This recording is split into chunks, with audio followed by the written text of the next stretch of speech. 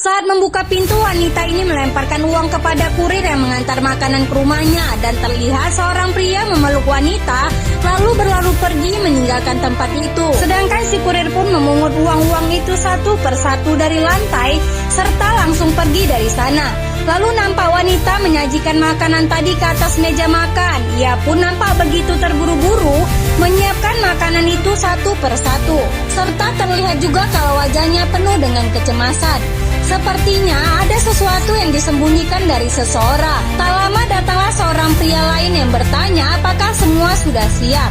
Si wanita pun berkata semua sudah aman. Ia pun meminta maaf karena terlihat sedikit berantakan karena ia sibuk seharian. Kemudian si pria meminta maaf juga karena ia pulang terlambat jadi tak bisa membantu.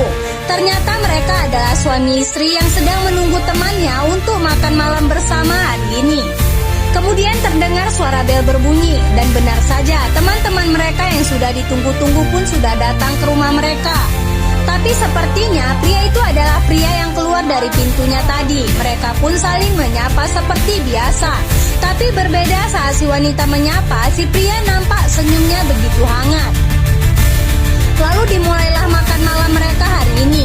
Si gadis pun memuji makanan yang aromanya begitu enak. Si suami pun berkata kalau semua makanan ini adalah buatan istrinya yang tercinta. Padahal itu semua adalah pesanan online.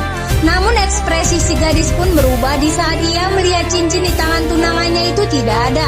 Ia pun bertanya di mana menaruh cincin itu. Dan ini membuat pria sedikit gugup saat menjawab kalau cincinnya tertinggal di kamar mandi. Sedangkan si gadis pun tertawa dan berkata kalau cincin itu jangan sampai lupa atau hilang. Dan dia pun berkata tidak akan hilang. Namun terlihat kode-kode antara si istri dan pria yang nampak mencurigakan. Sedangkan si suami langsung meminta izin sebentar karena ada telepon dari kantornya. Tapi si gadis pun meminta izin juga untuk pergi ke kamar mandi. Sehingga tinggallah si istri dan si pria tadi. Mereka yang cemas mulai menerka-nerka di mana cincin kepunyaan si pria. Tadi mereka sedang asik berduaan sehingga mereka takut tak sadar kalau cincin itu terlepas.